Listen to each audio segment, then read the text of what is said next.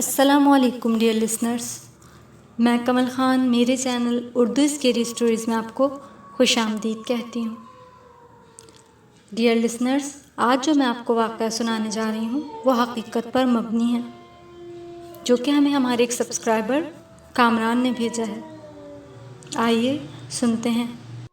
میرا نام کامران ہے اور میں جو آپ کو واقعہ سنانے جا رہا ہوں یہ ہمارے علاقے ملیر کینٹ کا ہے۔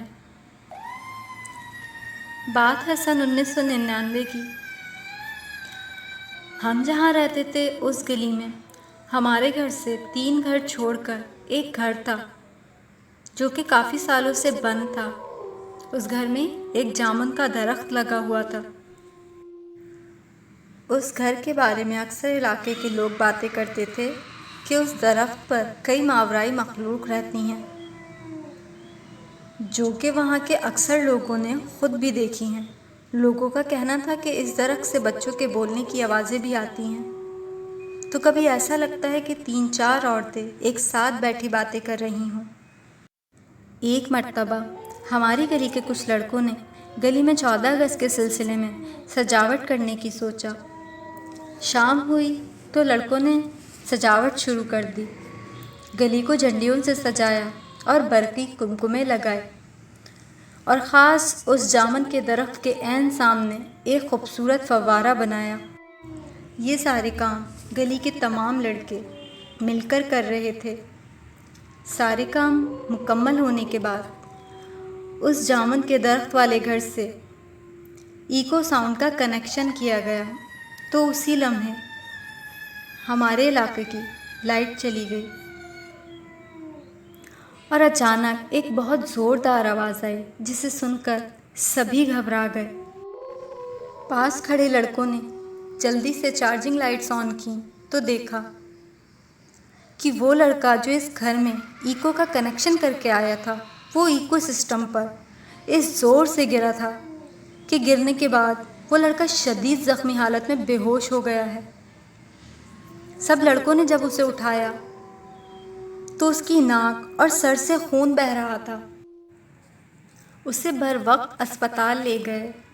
وہاں اس کی مرہم پٹی کے بعد جب اسے ہوش آیا تو اس نے بتایا کہ جب وہ وہاں سے گزر رہا تھا تو اندر گھر میں سے کسی عورت کی بہت ہی بھیانک آواز آئی تھی کہ تو ہمارے گھر میں کیوں داخل ہوا؟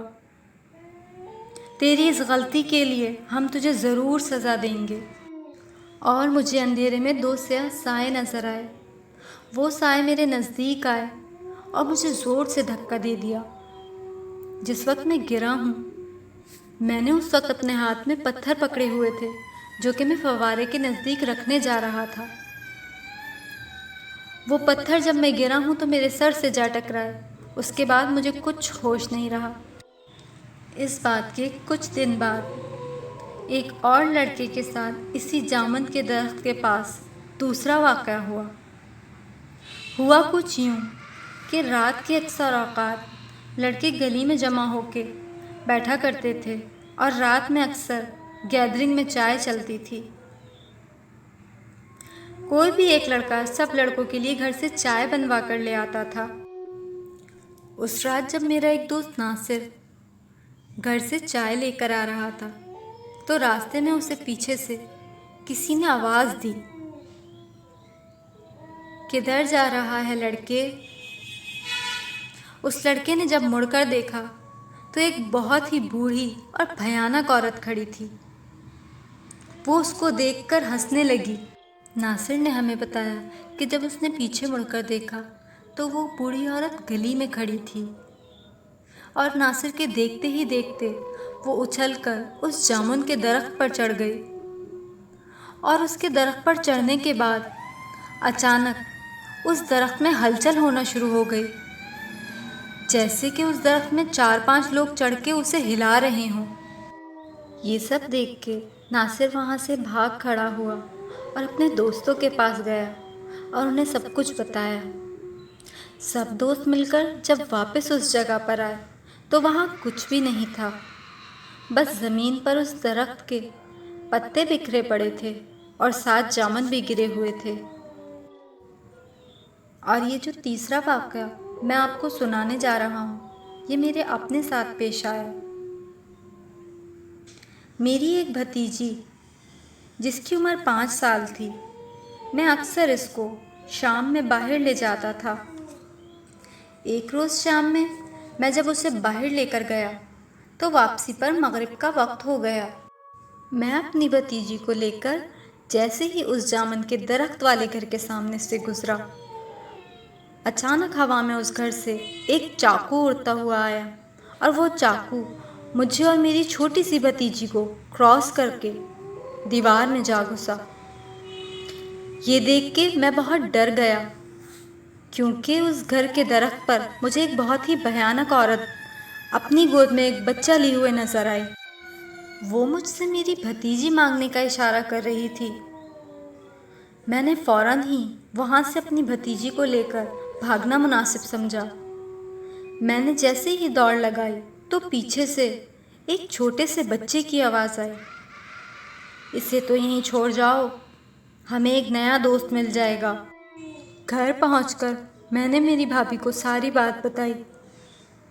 بھابھی نے بچی کو مسجد کے امام کے پاس بھجوا دیا۔ مسجد کے امام نے بچی کو دم کیا تو مجھ سے کہا کہ بچی پر اللہ نے رحم کیا ہے، یہ بال بال بچ گئی، ورنہ وہاں کے بد اثرات اس بچی کی جان لے لیتے۔ اور اس واقعے کے چند سالوں بعد ہم نے وہ علاقہ چھوڑ دیا تھا۔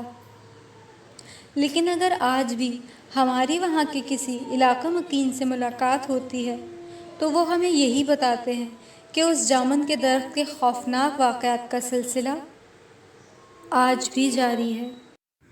تو لسنرز، کیسی لگی آپ کو میری آج کی سٹوری؟ کمنٹ باکس میں مجھے اپنی قیمتی رائے سے آگاہ کرنا نہ بھولیے گا۔ چینل کو لائک اور سبسکرائب ضرور کیجیے گا۔ اللہ حافظ۔